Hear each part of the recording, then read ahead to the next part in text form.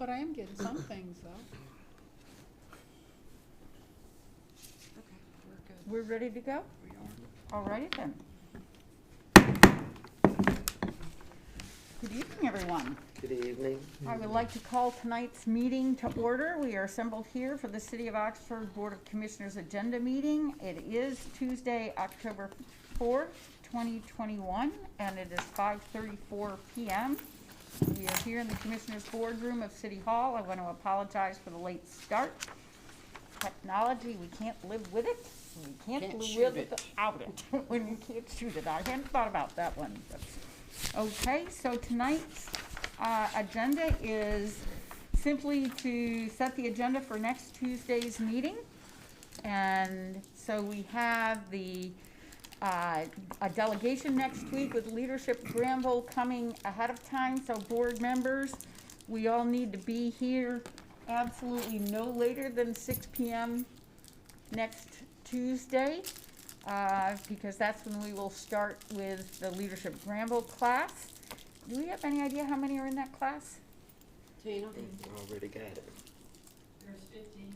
15, okay.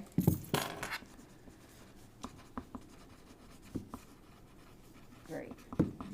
And normally for those, well, I guess, did we even do it last year when we were Zooming? No. Okay, well, there you go.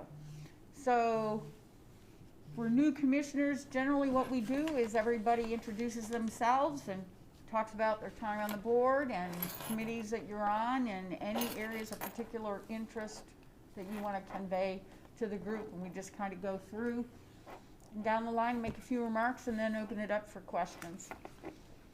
Okay?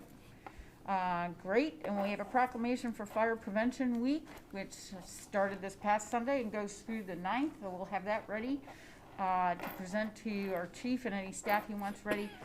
We'll do that. We will recognize the October Yard of the Month, and we will also, because October is our final month for the Yard of the Month effort, that we will do a drawing for the grand and other prizes, which consist of gift cards to downtown businesses. We will do that also. And normally, Cindy, is your plan to, we'll have that done ahead of time and notify winners so that they can be present. Great. Whenever you can come into the office. Okay, excellent. And then the Mayor Pro Tem has requested that we recognize the Oxford Speak Life Worship Center, which I believe, if I'm recalling, is because they've been doing food boxes for. Since COVID began. Okay. And so, maybe we can, between you and I, we can get more information to see if he wants to be completely in charge of that or He has. does. Okay, He does, and we'll have a certificate for Okay. them in a frame. great, wonderful. Excellent. Okay, any questions about any of that? Moving forward, we're gonna do a public hearing to hear citizen input on a request from Brian Doucette, who is the owner of 107 Little John Street, who's asking for an amendment to the UDO to allow vocational schools in the Central Business District, and to consider approving that text amendment. Are there any questions by any members of the board on this item at this time? And we do have our planning director here. Okay. We move forward to a public hearing to receive citizen input on a request for a contiguous annexation request for LGI Homes, consisting of just short of 130 acres located off of Highway 96 South, which is adjacent to Rollingwood subdivision. And and then after that, to consider approving the contiguous annexation request for that. Do any of you have any questions on that item at this time? Okay. And Cindy, Yes. I am wondering if these items, can you move this up to there so for the purposes of the public hearing that I can read it? And then that would be great. Just this one? No, on all of the ones where we're doing public hearings, that the narrative go under the public hearing part so that I just automatically go to read that. Okay. Great, thank you. Yeah, I forgot to mention it, it's all public hearings. Thank you. Okay, any questions? We're moving to item E, public hearing to receive citizen input on a request by APG Capital for a zoning map amendment regarding 37.7 plus or minus acres. And this is the part that's inside the city of a total portion of 76.87 acres that is also being considered for non-contiguous annexation. And the request is to change the zoning from RA to GR10. Do any of you have any questions on this item at this time? The only questions I've got about this is, I know GR10 it allows up to 10 dwellings per acre, am I correct? That seems an awful lot. Do we know of what they've got in mind for that? Could we get some more information about that? Whether it's apartments, houses, what sort of green space is available? Because it seems an awful lot to give them carte blanche to build up to 10. I'm not saying they will, because that's an awful lot. I would just like some more information, really, as to the type of dwellings and what they envision. I know they haven't got plans or anything, but just the type of dwellings that they're envisioning. You know, and then have we got the infrastructure to supply it and things like that? For 10 houses per acre, or 10 homes, not houses, homes. Yeah. So I'd just like a little bit more information about that one. And if you would, please, I did provide a little bit more in terms of the zoning around it, Right. setbacks and everything that will be included in that zoning district. Okay. But, I'll try to find that information out. Thank you, Cheryl. Yes, sir. Appreciate that. Agree with that? Related to that, Ms. Hart, you did include a lot of additional information, and thank you very much. And you included that this is the same density level as the Oxford Park, which I guess the request came in as a PUD for that. For Oxford Park, that's correct. Right. And if you recall, for Hackett Creek, that was amended, so we allow up to 15 dwelling units. Oh, I do recall that, but I think so my question related to that is, though, that when Oxford Park came, did they not have, because it was a PUD, did they not have to have site plans? They had, kind of like a general layout between Hackett Creek. Mm-hmm. Because it was a plain unit development, and of course, this is a little different, whereas they just asked them for rezoning, and when they come back, they'll have more specific plans in terms of how many lots and that type of stuff, but, as Commissioner Tolbert requested, I'd be glad to try to find that information out. Yeah. But in terms of rezoning, whatever's allowed in that rezoning, I mean, I don't know how many lots gonna come out of there.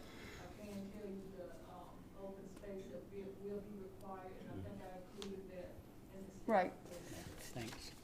So related to that, then, since it looks like it's a good comparison with Oxford Park, is the amount of recreation space that is at Oxford Park comparable to the 7.5% passive and 5% active recreation that's in the current zoning code, or was it because it was a PUD?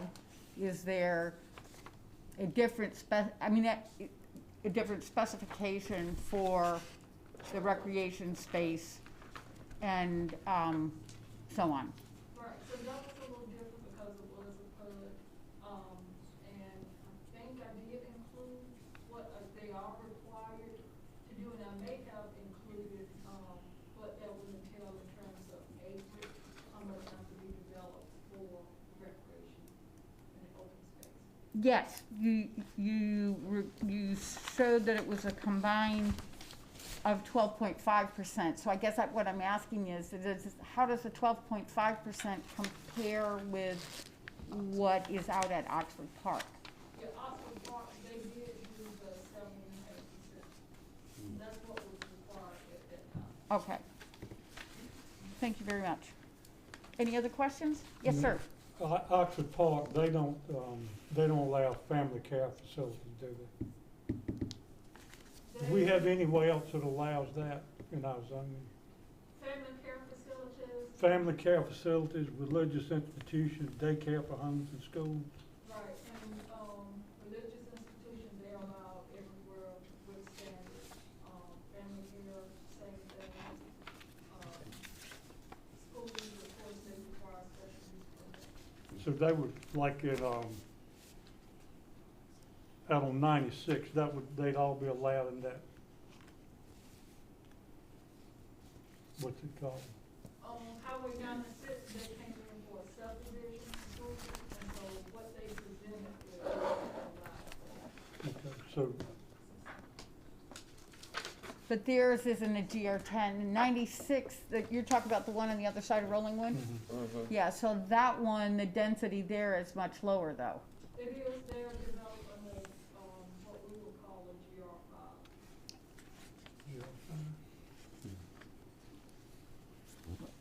Actually, the final density is about a GR3, isn't it? Because they are 130 acres and they're having 302 dwellings. Well, I guess I was speaking in terms of the minimum requirements for each lot. Okay, thank you.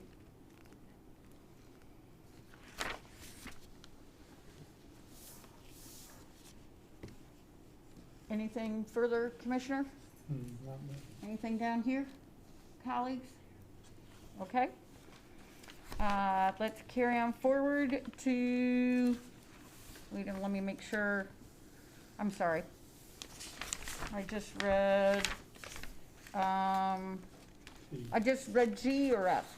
E. E, there you go. See, I've been flipping my pages all around. Yeah, because it carried over to the next page. I apologize. So after that, we will hear item F, which is a public hearing to receive citizen input on a non-contiguous annexation request from CAB LLC for this same parcel, 76.87 acres located off the outer loop and Landis Road.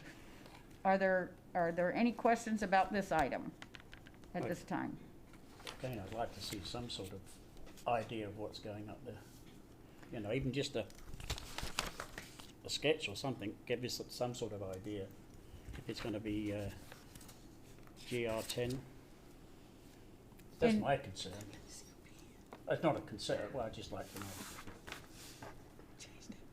Is it possible, and I briefly was speaking to the manager about this earlier, for us to get at least some basic input from fire and police Yep. on the impacts, since it's not right bordering the city, which again, does not mean a disinterest. I think we are all interested and excited Yeah. about potential development. Absolutely. But, you know, some thoughts about the impacts on the city and our services that we would be Yeah. providing. Yeah, I'd just like because- to cover all bases, because you say, I'm not against development, I'm not against expansion, but let's be careful how we do it. Can we cover it? Have we got the resources to do it? So if I get an idea. It depends. I mean, honestly, it depends. It depends on how quickly that Yeah. actual development takes place. Yeah, I'm You not look at a looking at situation plans, like I just wanna Oxford get Park that had just a 11 general- different phases proposed Yeah. in 2004, whenever that was, and they've done one phase.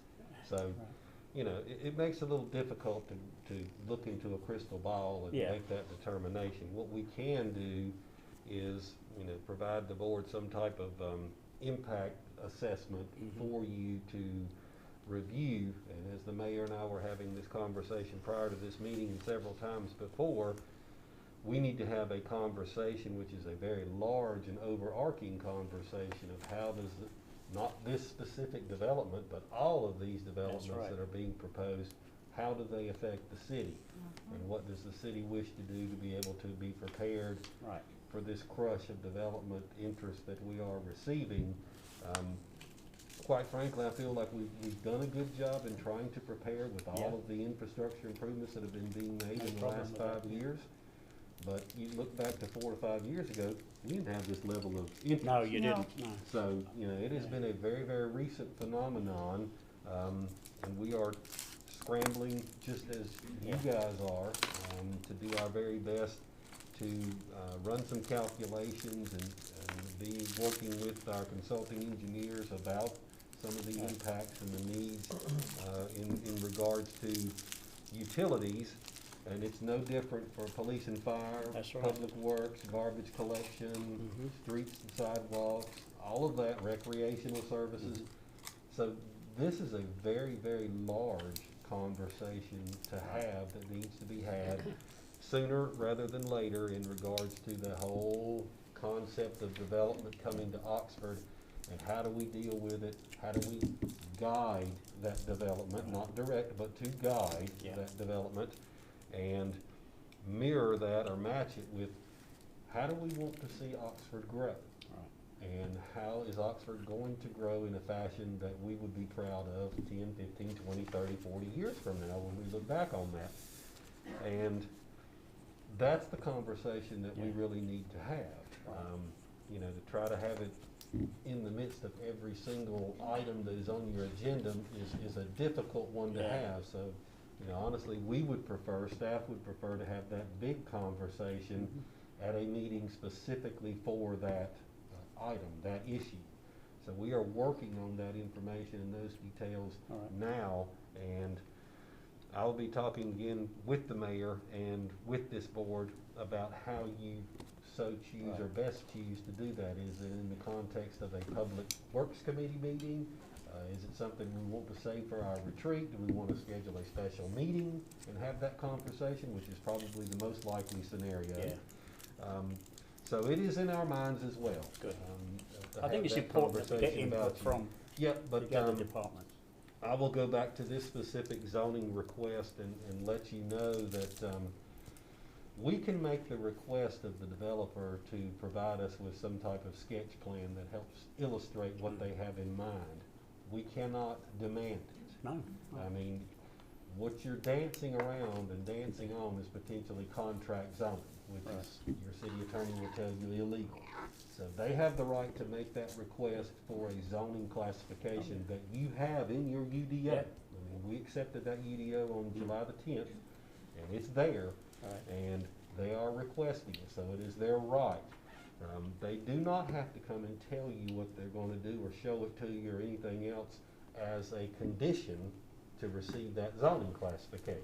Right. So, you know, you wanna be very cautious about how you do that and how you look at that and how you judge that rezoning request. It would just be really for and I keep getting asked from the citizens of the city, you know, what's going on there, how bad isn't it? So I just want to know, I just want to answer their questions, really. So- I'm not against any development. But the citizens are asking me, I have to have an answer And- rather than a generic Well, you answer. don't have And to I give them a think- specific answer, just No, like we've been just- asked many yeah. other times. I We're try just and be roundabout going to open and.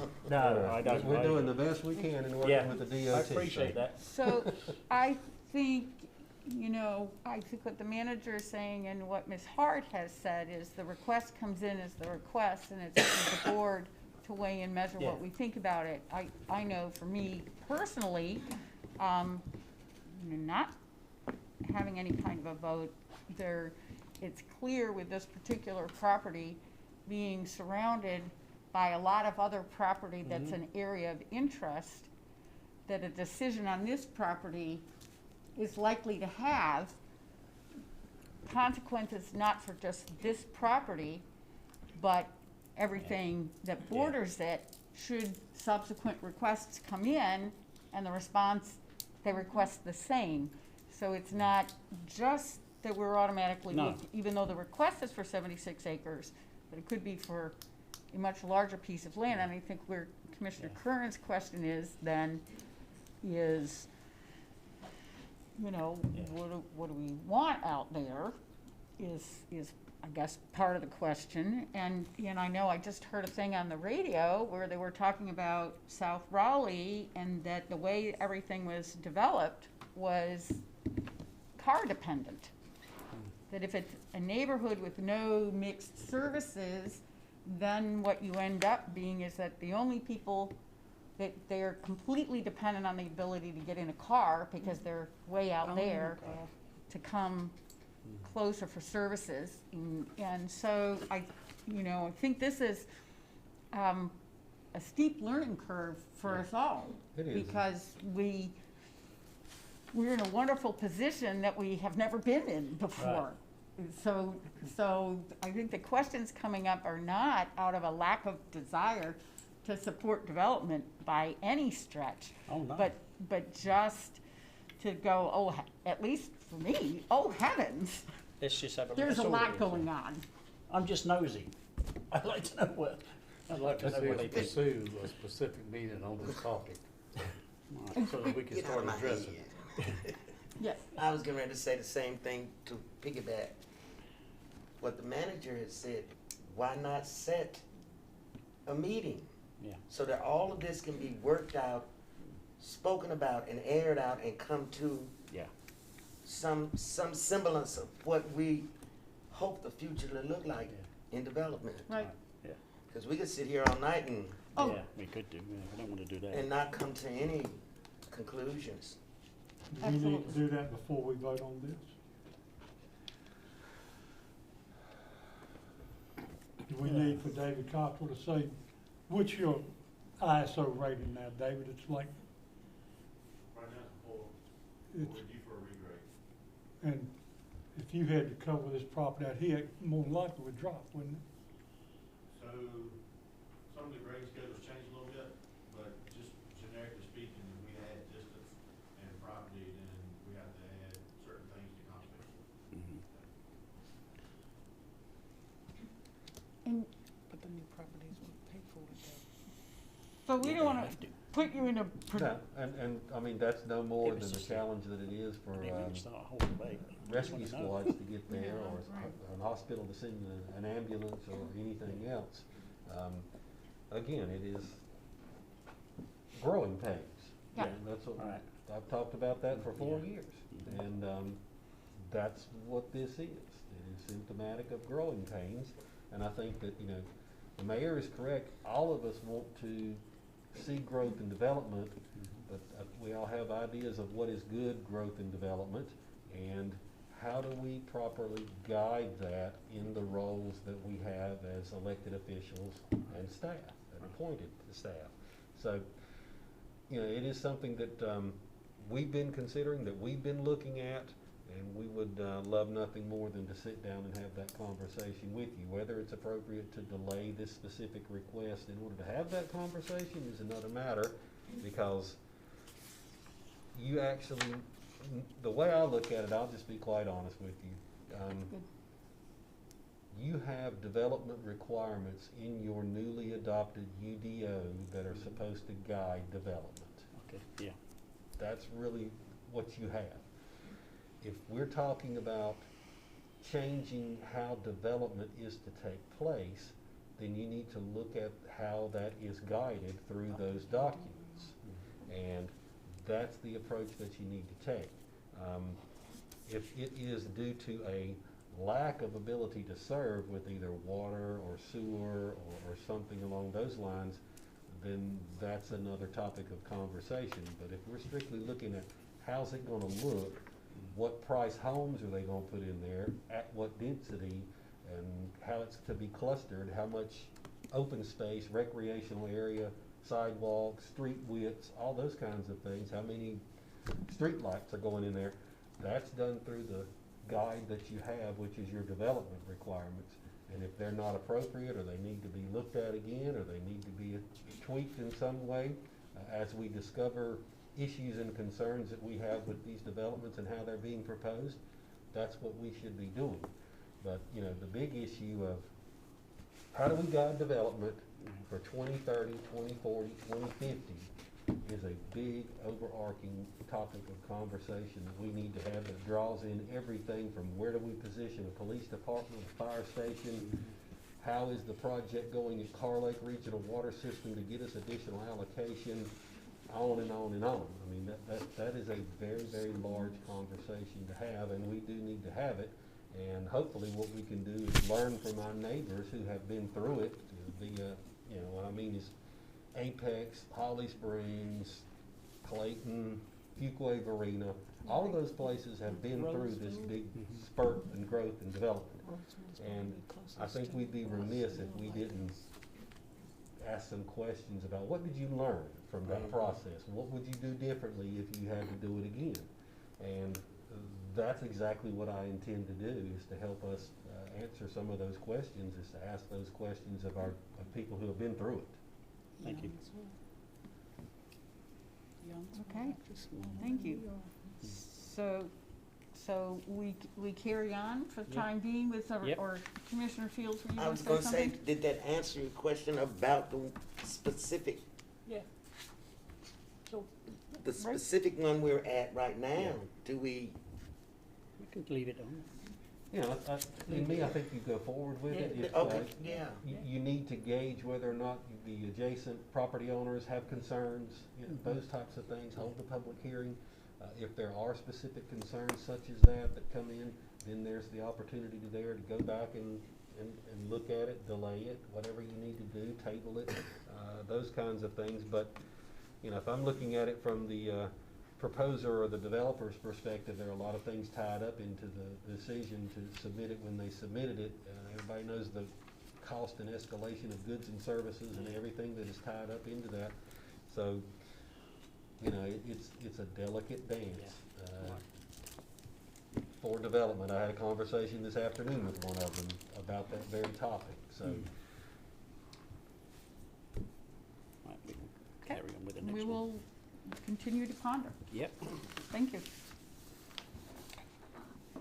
Okay, so we move forward to item G, which is to consider approving the non-contiguous annexation request, which the public hearing is item F. And then we move forward to city business, which is to consider accepting the certificate of sufficiency for petition of a non-contiguous annexation request for Hatcher's Creek planned unit development consisting of 58.5 plus or minus acres located on Lewis Street, and a call for public hearing on Tuesday, November 9th. Are there any questions regarding this item? Okay. Item 5B, consider accepting the certificate of sufficiency for petition of a contiguous annexation request of 35.77 plus or minus acres known as Ivy Meadows, and call for a public hearing on Tuesday, November 9th. This is the property that is out next to Lexington Park. Am I correct, Ms. Hart? Yes, it, adjoins medical subdivision. Right, okay. Thank you.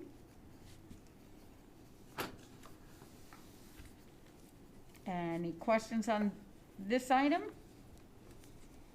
And then lastly, we move forward to item C, which is to consider accepting a FEMA grant known as SAFER, Staffing for Adequate Fire and Emergency Response, in the amount of $194,826.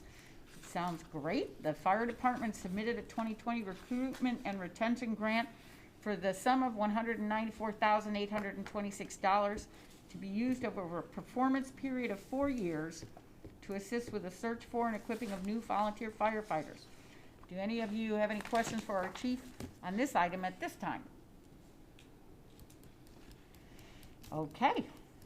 And then we move forward to the consent agenda, which is the September finance report by our finance director, and approving the September meeting minutes of September 7th and September 14th. And then, and to reappoint our manager to the Granville County TDA. Any questions on that? Okay, then we have reminders that the leaf truck will run from October 11th. I could swear that I saw it out already. there are leaves out there, so they get itchy trigger fingers when the leaves start falling. Well, that's not a bad thing. I think there are a lot of people in Oxford that appreciate that. We have an open house on Thursday at Granville Street Center, which is, our Parks and Rec Director is responsible for that at 500 Granville Street, so hope you all can come out to that. And we have the Spooktacular Candy Stroll, so we are doing the downtown candy stroll with our merchants on Friday, October 29th from 3:30 to 5 p.m. Do we know whether we are doing neighborhood trick or treating? Has there been any discussion on that and the date with the police department? Well, I'll certainly have the conversation with, my take on it is, I'm not going to dictate to the residents when they can choose to go trick or treating. I think that's a choice that they need to make. I know it's traditionally been something here in Oxford, but, I don't know, the chief of police and I have had that conversation about designating a specific date and time. And if we did so, it would be that we would prefer, that you go trick or treating on this date and time. But, trying to, for me, it seems like we're telling those that not only go out to seek candy, but those who provide candy, when to do it. And to me, that's kind of So I think a bit ostentatious. I see that point. I do get the sense that, well, as somebody that's lived here and done it, that's kind of been what we've always done in Oxford, as you say, when's Halloween this year, particularly depending on the night that it falls. And I've seen a number of, I haven't spent a lot of time online, but I've seen a couple of posts popping up. So I think on Nextdoor, when, the 31st is a Sunday, are we doing it on, so I think people kind of actually appreciate a nod in the direction of, and I don't know if that's come up because people are thinking Sunday night is the night you calm down before, so anyway. I think we've done it before with the police department actually recommended a time to finish, and I think most people ended at that time, going door to door. So we've done it a couple of years ago like that. Date, though, right? I'm speaking about, they've The definitely, date and time, but Commissioner the Toby date. is right, that they've always said, starts at this time, ends at this time. Yeah. Most people. We've have always provided, safety tips Yeah, and those that's right. kind of things for folks taking their kids trick or treating, so the kids don't run across the street or what have you. They're gonna do it anyway. Yeah. But, we've tried to stay away from telling people when to observe Halloween. The calendar says that it falls when it falls, just like Yeah. Christmas falls when it falls. That's right. And, I don't tell people when and what and how to observe Christmas. Right. But, if we have our druthers, I think we would certainly prefer that it be done on the day before, which is a Saturday evening. But, that's about as far as I think the city really should go in trying to tell people, when they should go out and trick or treat. As far as I'm concerned, if you wanna go trick or treating on the 4th of July, feel free. Whether or not you Right. get anything, that's a whole different thing, but, Right. But that's the reason why, if there's gonna be some discussion, that's why we need to just pick a day so that people can be prepared and people will know what to expect versus you come and knocking at someone's house and say it's not till tomorrow, kid gets angry, vandalize your again, house or we something. did not pick when Halloween is. No, It I'm is not on the saying calendar. pick. It is I'm- it's I'm not just a national saying holiday. We can which day we're- recommend when as a we would community, prefer as what the the city community when should they go expect. trick or treating. Right. So you'll know, as the giver or the receiver, what to expect on which day. If everybody's left up to, you knock on the wrong, anyway. It just makes more continuity and more, everybody knows what to expect and why people are knocking on their doors. Right. Or ringing Well, their I'm Before not trying to Facebook was create an invented argument, and but to me, there's no before difference in trying to Nextdoor was recommend how invented. people observe Yom Kippur or anything else. If we start telling It was on people the how to do it 31st. and when to do it. 31st. Right, okay, I heard your point about Yom Kippur. Before social media was done on the 31st. 31st. Yeah. That's it. That's Before Halloween. social media was done on it. Exactly. I That's mean, Halloween. you didn't have everybody in the world asking what day you gonna do Yeah. it. You did it on the 31st. 31st. Yeah, it's true. I mean, that was it. Okay, It wasn't Alright. determined by 31st. And I think Social this is media. something that's individually or family or whoever, it's a choice. You're either gonna turn your light on whatever night it is, or you're gonna have your light off on the 30th or the 31st. You're gonna either give out candy or you're not, whichever night, And I agree with Commissioner Kern. Before social media, it was a self-decided thing. It was decided by the individual and not so much the Okay. board. so then it sounds like there's kind of some general consensus right here that we don't need, like the manager says, we don't need to be doing, making any proclamation other than Other than we will, you know, out provide safety. safety recommendations, what the city would prefer as far as the observance of it, because I don't want anybody knocking on my door at midnight wanting candy. So it should, we will recommend that, you know, that they observe These hours. these hours, you know, which we would hope keep kids more safe and, you know, keep our residents from calling the police at 12 o'clock for somebody pounding on their door potentially looking for candy or something. Okay. O'clock at night, it's Yeah. not Okay. Again, it's more of a national holiday. I don't even know if it's a national holiday. It's just something that's kind of happened and blew up over the years. But, you know, trick or treating is just a part of that observance, I guess, Okay. whatever you want to call it. Got it. Well, thank you. I didn't realize I was gonna unleash a firestorm on this one, but I think we got through it. And, that is awesome. So, good. Thank you. Now I know if I'm gonna put out any information, I know which direction to go in. Thank you. So, with that, any additions, my colleagues, starting with Commissioner Gilreath? No, I don't have anything. Okay. Commissioner Tovey? No, I just wanted to think that Saturday was a success downtown at the festival. I thought it was great. I was only there a short time, but I thoroughly enjoyed it. I think it was a success, and hopefully we can carry on next year. Great. I'm so glad you enjoyed it.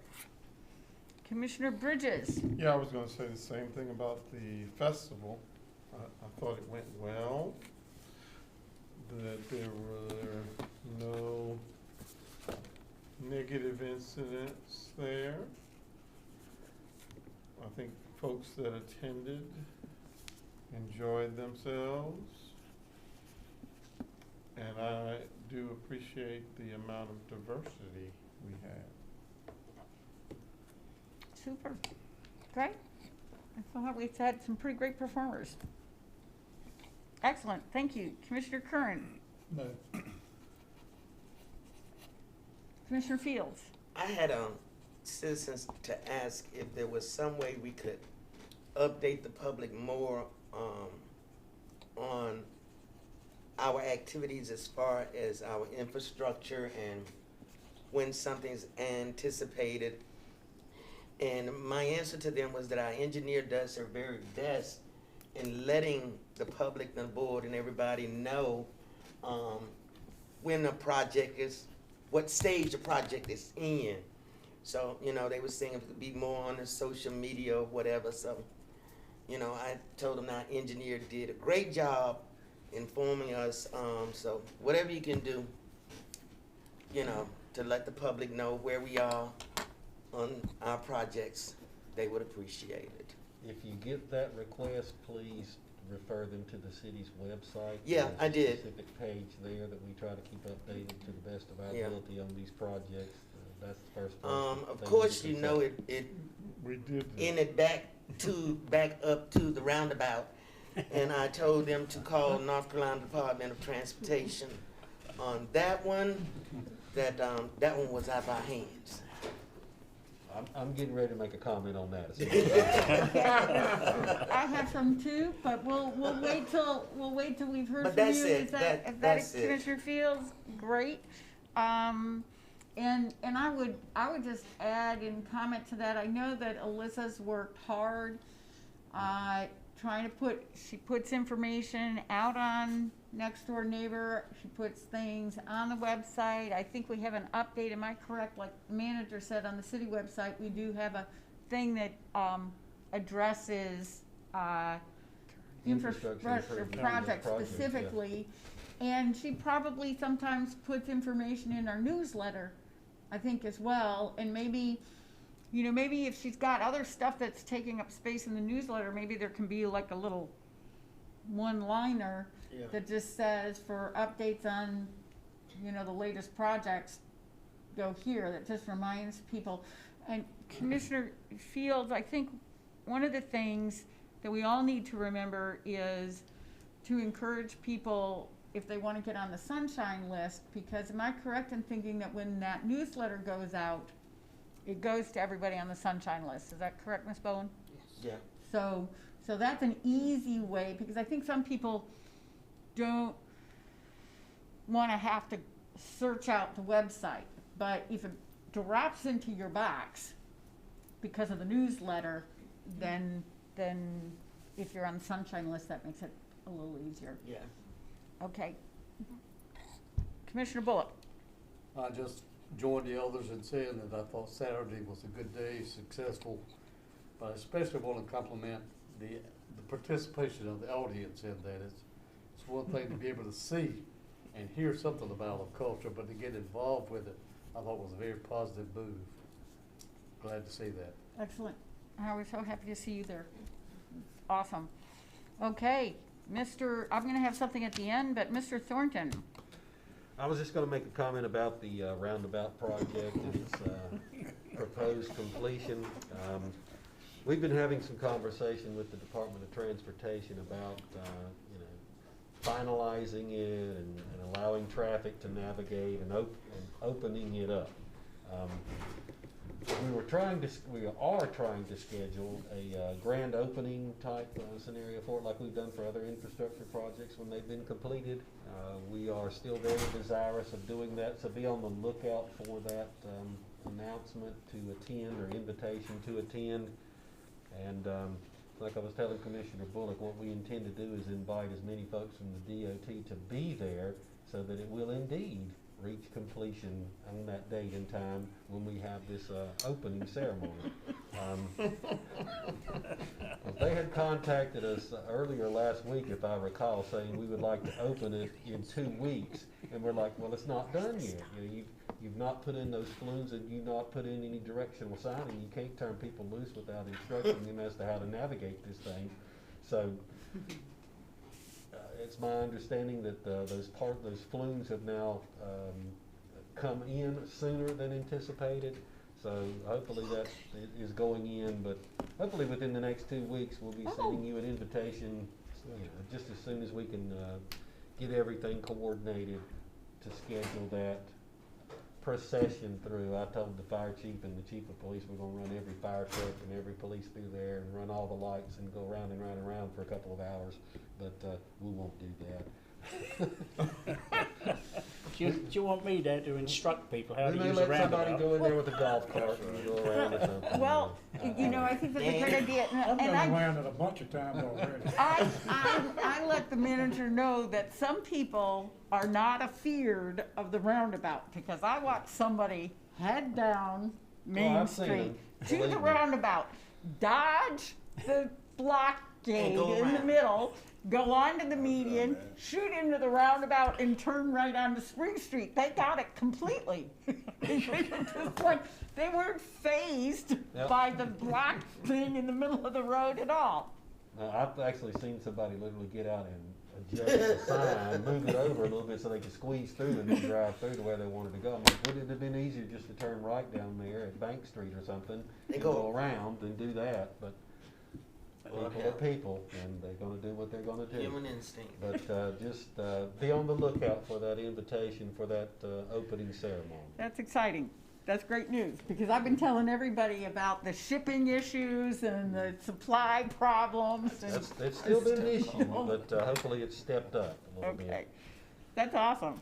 Awesome. Okay, Mr. Attorney, Mr. Burnett, do you have anything? No, ma'am, I don't. Okay, so then thank you.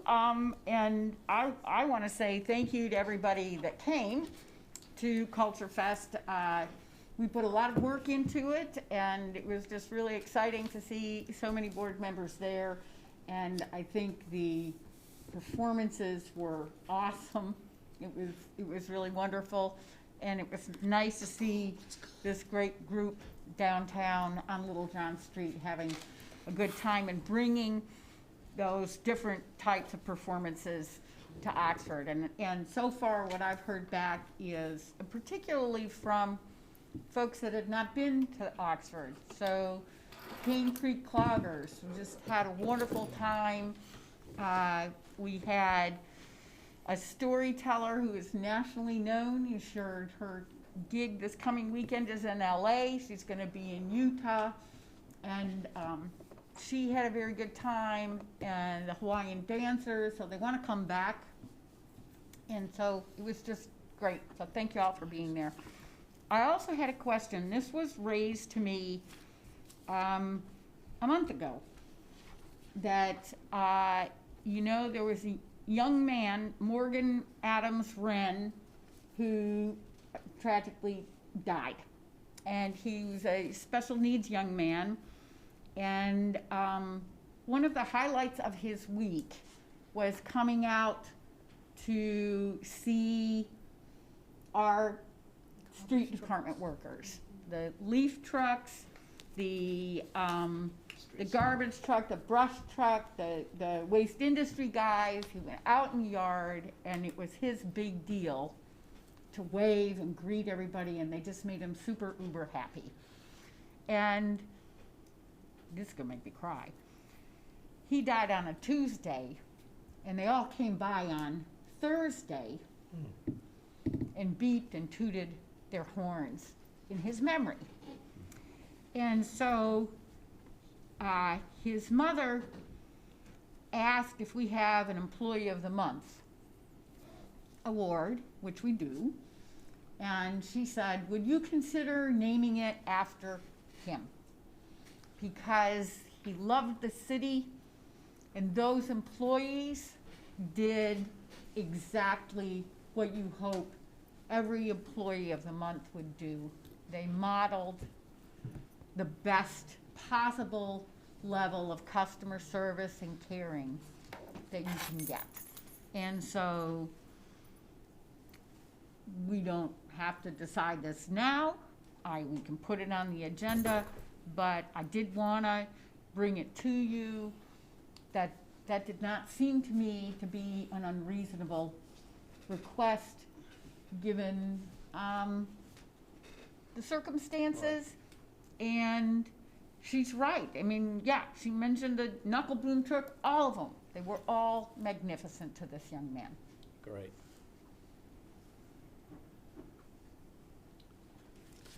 I don't see why it can't go on the agenda to name it next Okay. week. I mean, it's a great idea, and it's in memory of a nice young man, and it's good for the family, it's good for the city. Does that work And for it's saying that we, as a city, recognize special Yeah. needs, That's right. and special need individuals. It's just such a simple request. Okay, so y'all, that's how you'd like to do it, is have it on the agenda to vote at the regular board meeting on it? Yeah, Sure. not a Okay. problem. Excellent, thank you. And we will, since Cindy, as you realize, something came up and Cindy had to leave. So, I'm going to assume that it's on the tape, but Mr. Thornton, if you can make sure she I gets got it. that. Okay. Is there anything else that anybody wants to bring up for the good of the cause? Alrighty then, we'll take a motion. Motion by Commissioners Field and Gilreath. Vote with your feet. Thank you for your time and your energy tonight. I don't think I can, I'm not gonna be able to wear my mask and talk for the entire. Dan, do we go to jackets next week or stay in shirts? Do we go to jackets? Do we go back to suits or? Depends on how hot it is. Since Leadership Brown was gonna be here, Yeah, might also.